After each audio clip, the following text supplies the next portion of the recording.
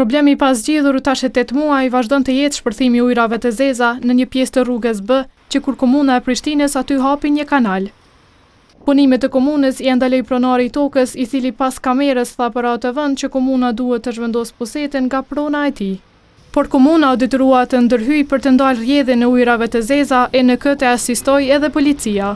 Ne kemi komunikuar edhe me policinë, edhe me prokurorinë, edhe me gjitha institucionet relevante, sepse mos lejimi i punës për komunën edhe operatorët e komunës nga kushdo në këtë situatë përbën edhe rrezik për shëndetin e njerëzve. Ndërkaq nga kompania rajonale ujësjellësit thanë se nuk mund të intervenojnë deri në zhvendosjen e gypit në pronë publike. Ne kemi qenë disa herë, por pronari tokës ku gjendet gypi nuk lejon intervenim, edhe komuna ka tentuar, por pa rezultat. Tash komuna ka mbet me zhvendos gypin nga prona e pronarit, me vendos në pjesën tjetër të rrugës. E burimi i shpërthimit të kanalizimit është afër një parku lojrash dhe rrugës. Fëmija këtu vinë me lodra, me lujt, ajera këtu është e padërushme. E jo vetëm këtë pjesë, po kjo shkon deri poshtë dhe akoma kush s'ka marrë masa për këtë pjesë.